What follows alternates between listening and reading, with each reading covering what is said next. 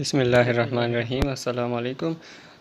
आज की वीडियो में मैं आप लोग के साथ सऊदी अरब के स्कॉलरशिप के बारे में कुछ अहम मालूमात शेयर करने वाला हूं, जो कि बहुत से लोग मुझसे ईमेल में और व्हाट्सएप पे पूछते रहते हैं कि ये इसका क्या चीज़ है, ये फ़लाँ डॉक्यूमेंट क्या चीज़ है और ये ट्रांसलेशन हम कहाँ से करें। तो ट्रांसलेशंस के बारे में मैं बता दूं कि ट्रांसलेशंस मैं करता हूं। मेरा इस्लामिक यूनिवर्सिटी ऑफ मदीना में कज़न है, वो प्रोफ़ेसर है वहाँ पर, और एक मेरा कज़न स्टूडेंट्स भी हैं। और कुछ जो है मैंने जितने बंदों के लिए अप्लाई किया है या कुछ के लिए मैंने ट्रांसलेशंस किए हैं, तो वहाँ पर वो स्टूडेंट्स भी आजकल वहाँ पर स्कॉलरशिप पे पढ़ रहे हैं। तो मैं जो ट्रांसलेशंस करता हूँ, मैं उनकी मतलब कंफर्म होने के बाद मैं ये ट्रांसलेशंस कर रहा हूँ। मैं तकरीबन 4 साल से ये काम कर रहा हूँ। तो मैं जो ट्रांसलेशंस करता हूँ, फिर बाद में कुछ लोग पूछते हैं यार ये ऑथेंटिक है भी या नहीं है, और कुछ स्टूडेंट्स जो हैं वो ट्रांसलेशन की पेमेंट किए बगैर ही भाग जाते हैं। ये तो मैं आप लोग की आसानी के लिए कर रहा हूँ, मुझे तो ना इतना टाइम है और ना मुझे इसकी कोई ज़रूरत है। मैं आप लोग की आसानी के लिए कर रहा हूँ क्योंकि इसके बारे में किसी को पता ही नहीं होता कि ये किस तरह होता है। तो ट्रांसलेशंस मैं करता हूँ, बस जो बनता जो है पेमेंट करेगा, मैं उसका ट्रांसलेशन उसी 24 आवर्स के अंदर अंदर कर लूँगा, ठीक है। और बाकी जो है ट्रांसलेशंस बिल्कुल ऑथेंटिक हैं, वेरिफिकेशन की उसकी कोई ज़रूरत नहीं होती। कुछ लोगों ने वेरिफिकेशन खुद ही एक स्टैम्प वगैरह बनाए होते हैं, तो इसकी कोई ज़रूरत नहीं होती। ये बाद में फिर एम्बेसी से वेरीफाई करना होता है, उस पर काफ़ी ख़र्चा भी आता है।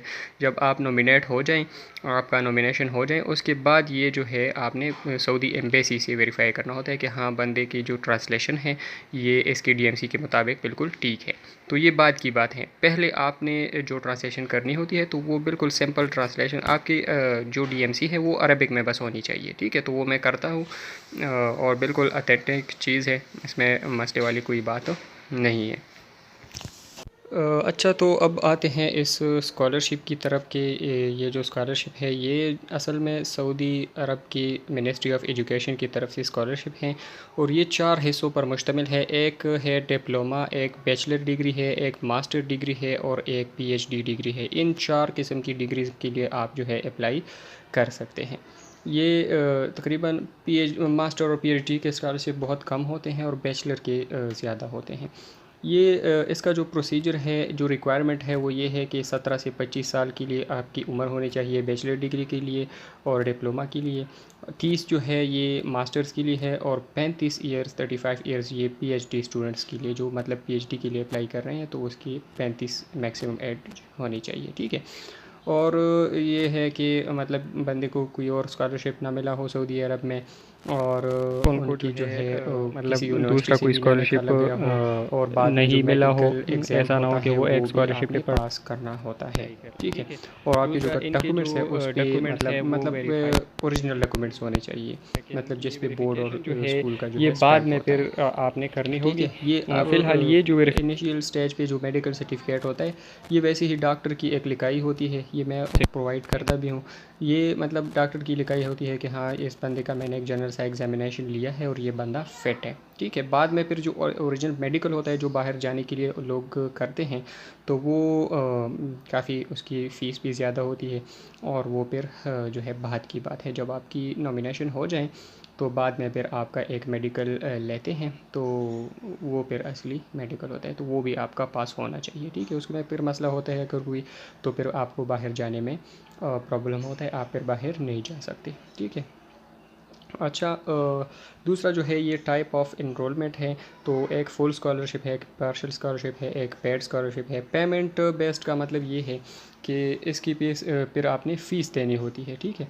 लैंग्वेजेस हो जो है वो, अगर आप थ्योरेटिकल सब्जेक्ट्स में एडमिशन करना चाहते हैं तो वो अरबिक लैंग्वेज में होंगी, और अगर कोई साइंटिफिक सब्जेक्ट हैं या इंग्लिश वाला जो होता है मतलब प्रैक्टिकल चीज़ हो, तो या इंजीनियरिंग वगैरह, तो वो उसकी फिर लैंग्वेज इंग्लिश होगी, ठीक है। Method of applying for scholarship ये है।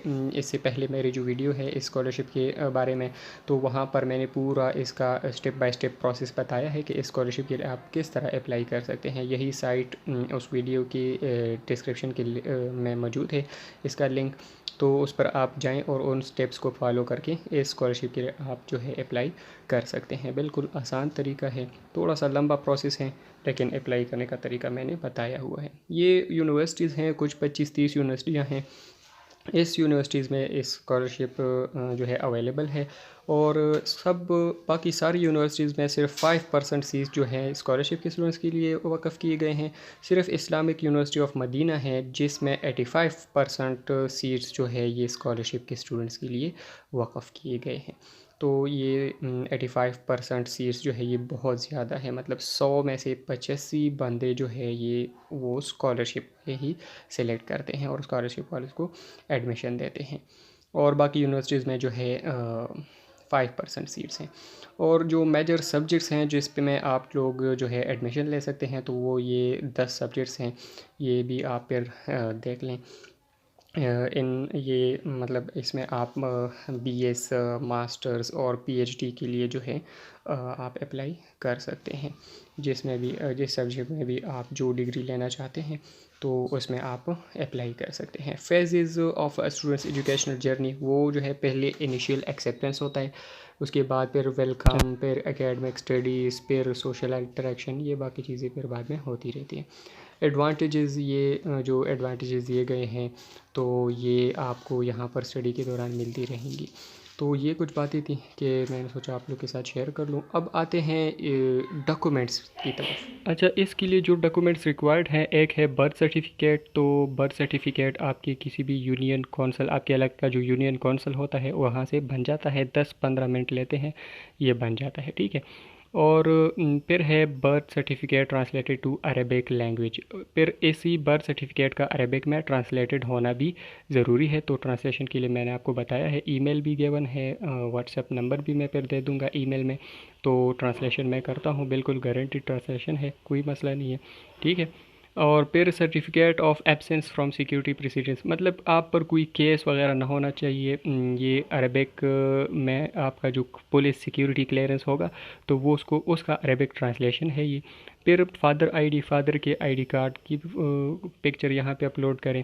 Grade statement translator for Arabic, ये आपकी डीएमसी ट्रांसक्रिप्ट जैसे कहते हैं उसकी अरबिक ट्रांसलेशन है। हाई स्कूल सर्टिफिकेट है ये, मतलब एफएसी का जो सर्टिफिकेट होता है वो है। और फिर इसी का ये नीचे जो है high school certificate translated into Arabic, ये सी सर्टिफिकेट का जो है अरेबिक ट्रांसलेशन है। फिर ये मेडिकल रिपोर्ट इन अरेबिक, और ये 6 मंथ से पुराना नहीं होना चाहिए। ये आपका जो मेडिकल, ये अगर आपके पास है नहीं तो ये भी मैं आप लोगों को प्रोवाइड कर सकता हूँ, ये मैं आपको सेंड कर लूँगा। आपने सिर्फ उसको डर से अटेस्ट करना है। उसमें ये लिखा होता है कि मतलब ये इस बंदे का मैंने जो है एक जनरल सा एग्ज़ाम लिया है तो ये बंदा फिट है, तो उस पर आपका डॉक्टर का मतलब साइन होना चाहिए, ठीक है। तो ये इसका अरेबिक ट्रांसलेशन है। और ये नीचे जो है मेडिकल रिपोर्ट, तो ये ओरिजिनल होगा, ठीक है, जो आपने अटेस्ट किया होगा, और ये ऊपर वाला ट्रांसलेशन होगा इसका। फिर मदर की आईडी कार्ड की कॉपी, और फिर पासपोर्ट अपना, और पर्सनल पिक्चर 4:6 रेशो में, ठीक है। और स्कोर डिटेक्शन जो है ये आइलेट्स या टॉफल अगर किसी ने किया है तो ठीक है, तो वो यहाँ पर उसकी मतलब कॉपी अपलोड करें। अगर किसी ने ये कोर्स नहीं किया है तो ये इसके लिए नेसेसरी नहीं है, मतलब ये नहीं मांगते। अगर ये किसी ने नहीं भी किया हो तो ये स्कॉलरशिप के लिए वो एलिजिबल है। तो यहाँ पर आप सिंपली इंग्लिश प्रोफिशिएंसी सर्टिफिकेट भी अपलोड कर सकते हैं, वो भी अगर किसी के पास नहीं है तो वो मैं प्रोवाइड कर लूँगा। आप अपने स्कूल या कॉलेज से अटेस्ट करवाएं उसको, ठीक है, कि मतलब यहाँ पर जितने भी सब्जेक्ट्स इसने पढ़े हैं तो वो इंग्लिश में पढ़े थे और ये इंग्लिश मीडियम स्कूल या कॉलेज से पढ़ा हुआ है, ठीक है। फिर सिक्योरिटी केस फ्री सर्टिफिकेट, ये पुलिस सिक्योरिटी केस फ्री, मतलब पुलिस सिक्योरिटी क्लियरेंस का जो सर्टिफिकेट होता है ये किसी भी थाने से आपको मिल जाएगा। आपके इलाके का जो थाना होता है वहाँ पर जाएं तो वो लिखते हैं कि इस बंदे के ऊपर कोई केस वगैरह नहीं है, और जो इससे पहले था वो इसी का ट्रांसलेशन था अरेबिक में, ठीक है। फिर ये जो ऑप्शनल डॉक्यूमेंट्स है इसमें अगर आप एक डॉक्यूमेंट भी अपलोड ना करें तो भी चलेगा, लेकिन अगर आप अपलोड करें तो अच्छा इम्पैक्ट पड़ेगा। ये एक है certificate of good conduct and behaviour, ये स्कूल या कॉलेज से आपको जो कैरेक्टर सर्टिफिकेट मिलता है ये है। और सर्टिफिकेट ऑफ, अच्छा ये इसका अरबिक ट्रांसलेशन भी फिर चाहिए। Identity picture of the country, अच्छा आपकी आईडी कार्ड की कॉपी इस यहाँ पर अटैच करें। अदर एनेक्सेस आपके पास अगर कोई प्रोफेशनल सर्टिफिकेट्स है या अवार्ड्स है तो यहाँ पर आप इसको लगा सकते हैं। Recommendation from a certified entity, अच्छा किसी भी ऐसे बंदे से जो कि आपके कॉलेज का कोई मतलब प्रोफेसर हो या टीचर हो या आपका प्रिंसिपल हो, तो वो आपको मतलब कहे कि मैं एक रिकमेंडेशन लिख लूँगा यूनिवर्सिटी को कि यार इस बंदे को मैं रिकमेंड करता हूँ कि ये मतलब मेरा स्टूडेंट रह चुका है, एक मतलब अच्छा स्टूडेंट है और काबिल भी है वगैरह वगैरह। तो ये भी मैं आप लोगों को जो है प्रोवाइड कर सकता हूँ, इसका अरेबिक ट्रांसलेशन भी मैं प्रोवाइड कर सकता हूँ। तो ये जो है फिर आपने अपने कॉलेज या स्कूल के टीचर से अटेस्ट करना होता है, ठीक है। स्पॉन्सरशिप अगर आपके पास कोई है तो लगा सकते हैं, नहीं है तो